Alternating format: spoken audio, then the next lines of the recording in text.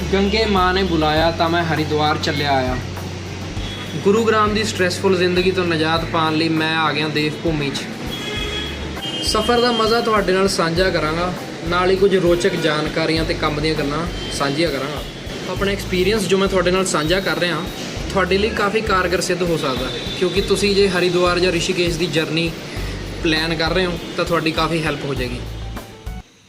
ਸਫ਼ਰ ਵਾਲੀ ਸਵੇਰ ਨੂੰ ਜਦੋਂ ਤੜਕੇ ਉੱਠਿਆ ਤਾਂ ਟੈਨਸ਼ਨ ਫਰੀ ਸੀ, ਕਿਉਂਕਿ ਜਾਣ ਦੀ ਲਗਭਗ ਸਾਰੀ ਤਿਆਰੀ ਹੋ ਚੁੱਕੀ ਸੀ। ਹਲਕੀ ਫੁਲਕੀ ਪੈਕਿੰਗ ਬਾਕੀ ਸੀ, ਜਿਹੜੀ ਕਿ ਮੈਂ ਸ਼ੁਰੂ ਕਰ ਦਿੱਤੀ।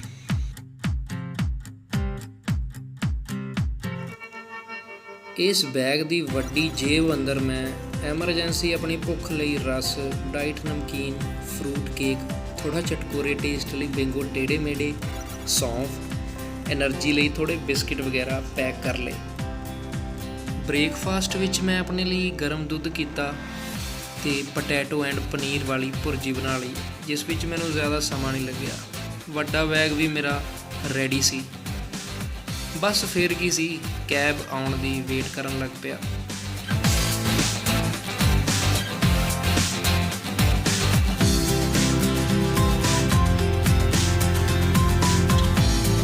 ਬਾਏ ਬਾਏ ਡੀਅਰ, ਬਰਸਾਤਾਂ ਤੇ ਹਨੇਰੀਆਂ ਵਿੱਚ ਆਪਣਾ ਧਿਆਨ ਰੱਖੀ।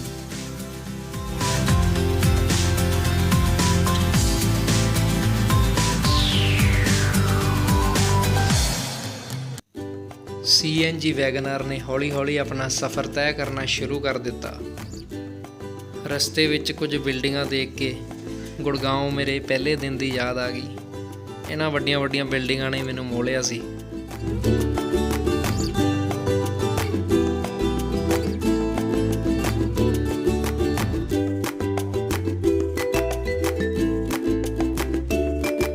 ਬੇਲੀਓ ਸਤੰਬਰ 2021 ਵਿੱਚ ਜਦੋਂ ਮੈਂ ਉੱਤਰਾਖੰਡ ਯਾਤਰਾ ਕਰ ਰਿਹਾ ਸੀ, ਉਸ ਵੇਲੇ ਉੱਤਰਾਖੰਡ ਸਰਕਾਰ ਨੇ ਲਾਜ਼ਮੀ ਕੀਤਾ ਹੋਇਆ ਸੀ ਕਿ ਤੁਹਾਡੀ ਕੋਵਿਡ ਨੈਗੇਟਿਵ ਰਿਪੋਰਟ ਹੋਣੀ ਜ਼ਰੂਰੀ ਹੈ।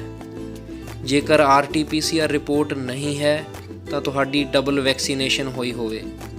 ਵੈਕਸੀਨੇਸ਼ਨ ਮੇਰੀ ਹੋਈ ਨਹੀਂ ਸੀ, ਇਸ ਕਰਕੇ ਮੈਨੂੰ ਟੈਸਟ ਹੀ ਕਰਾਉਣਾ ਪਿਆ। ਟੈਸਟ ਕਰਾਉਣ ਲਈ ਮੈਂ ਗੁੜਗਾਉਂ ਦੀ ਟਾਈਮਸ ਪੈਥ ਲੈਬਸ ਵਿੱਚ ਗਿਆ। ਸਵੇਰੇ ਉਹਨਾਂ ਨੇ ਮੇਰਾ ਸੈਂਪਲ ਲਿਆ ਅਤੇ ਸ਼ਾਮ ਤੱਕ ਮੇਰੀ ਰਿਪੋਰਟ ਆ ਚੁੱਕੀ ਸੀ। ਇਹਨਾਂ ਵੇਲਿਆਂ ਵਿੱਚ ਹਰਿਆਣਾ ਗੌਰਮੈਂਟ ਨੇ ਇਸ ਟੈਸਟ ਦੀ ਕੀਮਤ 300 ਰੁਪਏ ਨਿਰਧਾਰਿਤ ਕੀਤੀ ਹੋਈ ਸੀ, ਜੋ ਕਿ ਦੇਸ਼ ਭਰ ਵਿੱਚ ਸਭ ਤੋਂ ਘੱਟ ਸੀ। ਰਾਹ ਵਿੱਚ ਜੋ ਹੋਟਲਸ ਦੀ ਲੜੀ ਨਜ਼ਰ ਆ ਰਹੀ ਹੈ, ਇਹਨਾਂ ਹੋਟਲਾਂ ਵਿੱਚ ਥੋੜ੍ਹੇ ਪੈਸੇ ਵਾਲੇ ਲੋਕ ਠਹਿਰਦੇ ਨੇ, ਪਾਇਲਟ, ਏਅਰ ਹੋਸਟੈਸ, ਜਾਂ ਫਿਰ ਉਹ ਲੋਕ ਠਹਿਰਦੇ ਨੇ ਜਿਨ੍ਹਾਂ ਨੇ ਇਹਨਾਂ ਵਿੱਚੋਂ ਕੁਝ ਹੋਟਲਸ ਦੀ ਮੈਂਬਰਸ਼ਿਪ ਲਈ ਹੁੰਦੀ ਹੈ।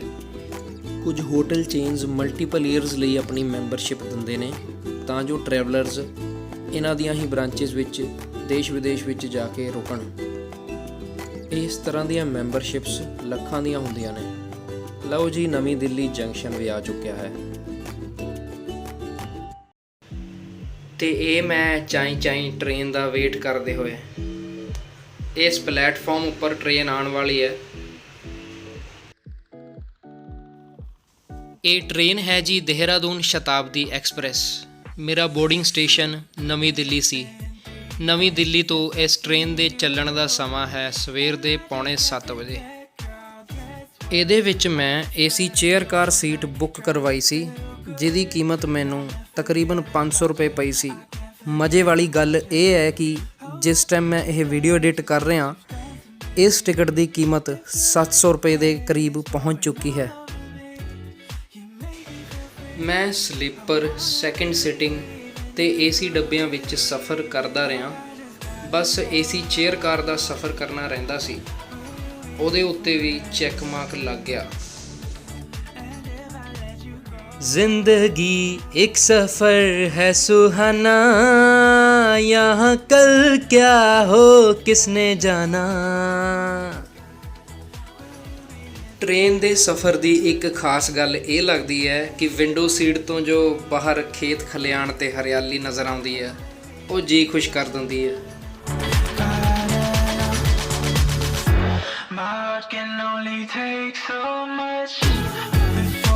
मैं पढ़दा अखबार, ਉਹਨੇ ਤੁਸੀਂ ट्रेन का इंटीरियर देखो।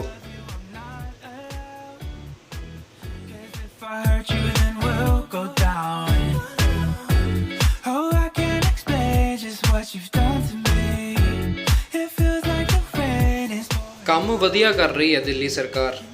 ਕਹਿੰਦੇ ਕਈ ਸਾਰੇ ਸੀਸੀਟੀਵੀ ਕੈਮਰਾਸ ਤੇ ਵਾਈਫਾਈ ਰਾਊਟਰਸ ਇੰਸਟਾਲ ਕਰ ਰਹੇ ਨੇ। ਆਪ ਜੀ ਟੀਕੇ ਗਿਣਾ ਰਹੇ ਨੇ ਕਿ ਇੱਕ ਦਿਨ ਵਿੱਚ ਕਿੰਨੇ ਟੀਕੇ ਲੱਗ ਗਏ। ਕਾਂਗਰਸ ਵਾਲਿਆਂ ਦੀ ਤਾਂ ਗੱਲ ਹੀ ਛੱਡ ਦਿਓ।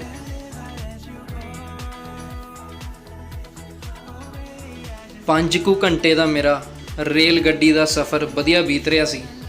ਮੈਂ ਤੁਹਾਨੂੰ ਦੱਸਦਾ ਚੱਲਾਂ ਕਿ ਗੁੜਗਾਉਂ ਤੋਂ ਨਵੀਂ ਦਿੱਲੀ ਤੱਕ ਪਹੁੰਚਣ ਲਈ ਮੈਂ ਮੈਟਰੋ ਦਾ ਇਸਤੇਮਾਲ ਵੀ ਕਰ ਸਕਦਾ ਸੀ, ਪਰ ਮੇਰਾ ਵੱਡਾ ਬੈਗ ਭਾਰੀ ਹੋਣ ਕਰਕੇ ਮੈਂ ਕੈਬ ਕਰਨੀ ਹੀ ਬਿਹਤਰ ਸਮਝੀ, ਕਿਉਂਕਿ ਕੈਬ ਕਰਨ ਨਾਲ ਮੈਨੂੰ ਸਫ਼ਰ ਵਿੱਚ ਬਹੁਤੀ ਖੇਚਲ ਨਹੀਂ ਹੋਈ ਤੇ ਐਂਡ ਟੂ ਐਂਡ ਮੈਂ ਆਸਾਨੀ ਨਾਲ ਪਹੁੰਚ ਗਿਆ।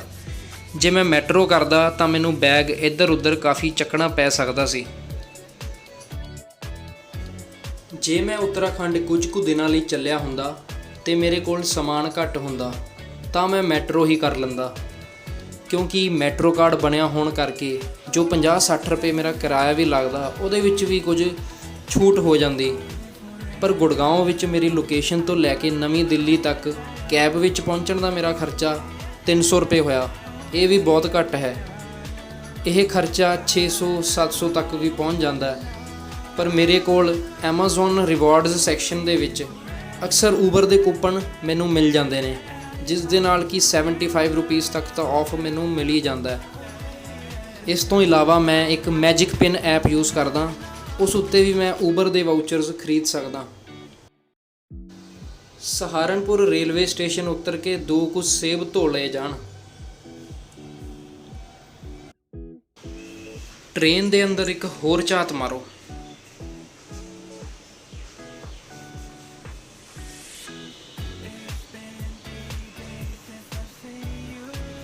ਟ੍ਰੇਨ ਦੀਆਂ ਸੀਟਾਂ ਮੈਨੂੰ ਕਾਫੀ ਪਸੰਦ ਆਈਆਂ। ਸਾਫ ਸਫਾਈ ਵੀ ਟੌਪ ਨੌਚ ਸੀ, ਵਾਸ਼ਰੂਮ ਵੀ ਸਾਫ ਸੁਥਰੇ ਸੀ। ਟ੍ਰੇਨ 'ਚ ਮੇਰੀ ਸੀਟ ਅੱਗੇ ਤਾਂ ਮੈਨੂੰ ਵੱਡਾ ਟੇਬਲ ਮਿਲਿਆ ਹੋਇਆ ਸੀ, ਪਰ ਇਹਨਾਂ ਡੱਬਿਆਂ ਦੀਆਂ ਜ਼ਿਆਦਾਤਰ ਸੀਟਾਂ ਇੱਦਾਂ ਦੀਆਂ ਨੇ ਜਿਨ੍ਹਾਂ ਮੂਹਰੇ ਛੋਟੇ ਟੇਬਲ ਦਿੱਤੇ ਹੁੰਦੇ ਨੇ ਤੇ ਇੱਦਾਂ ਦੀ ਸਟੋਰੇਜ ਹੁੰਦੀ ਹੈ। ਬੋਤਲ ਰੱਖਣ ਦੀ ਜਗ੍ਹਾ ਵੀ ਤੁਸੀਂ ਦੇਖ ਸਕਦੇ ਹੋ। ਲੈਗ ਰੂਮ ਵੀ ਠੀਕ ਠਾਕ ਹੈ।